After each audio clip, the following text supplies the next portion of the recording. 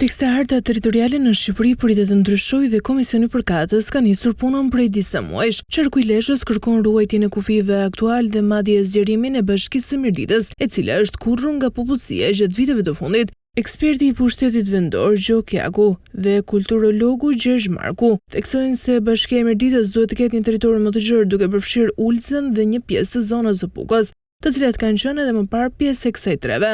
Njësi duhet ruajnë patjetër afërsisht kufit e sotëm, me qëllim që Bashkia Mirdit, në gjykimin tim, duhet të tentoj të rritet nga pikpamja territoriale.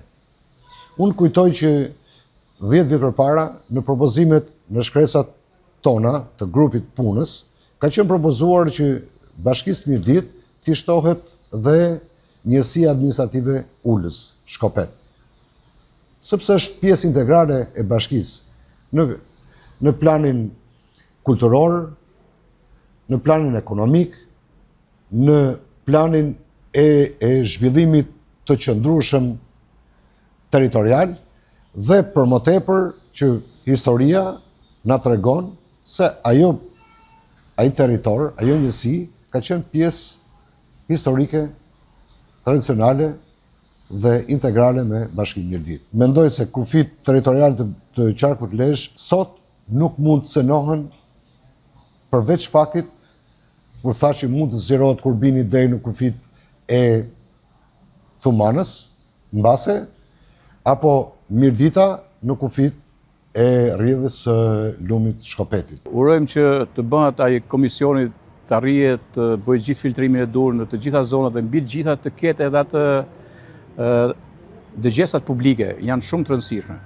Edhe reforma e parë, në fakt kanë munguar dëgjesat publike, po sidomos dëgjesat publike me specialistë të mirëfillt, me ata që kanë eksperiencë dhe një farë mënyrë kanë një bilanc sa i përket reformave territoriale. Ka momenti që Mirdita të shihet ndryshe nga sa është parë deri më sot. Mirdita ka një padrejtësi të madhe që në vitin 1949.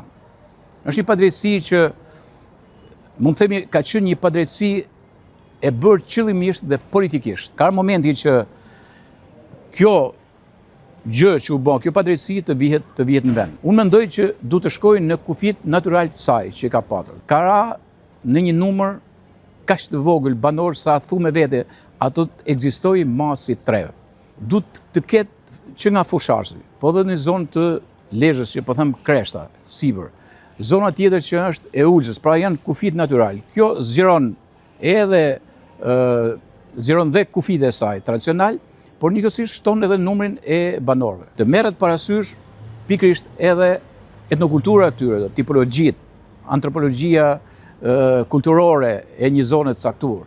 Por ndryshe, do të thotë që ne do krijojmë mënyrë mekanike bashki thjesht për numra. I përfshirë si koordinator për zonën e Veriut në reformën territoriale të vitit 2014, eksperti i pushtetit vendor Gjo Kjaku shpreh shqetësimin se edhe në këtë ndarje të re territoriale mund të mbizotërojë vullneti politik i shumicës pa u marrë në konsiderat mendimi i ekspertëve të fushës. Kjo reformë do të ketë e këtij viti do të ketë njëjtin fat si ajo e vitit 2014.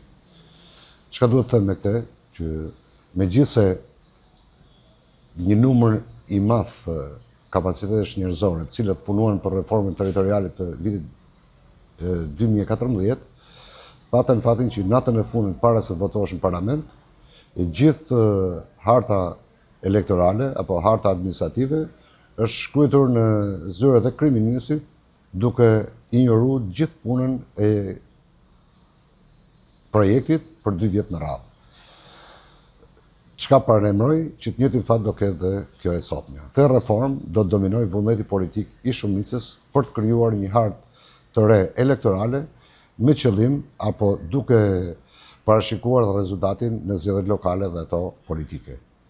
Kështu që pjesëmarrja e opozitës është kusht mjaft i rëndësishëm që kjo reformë të mund të ecë, të zhvillohet.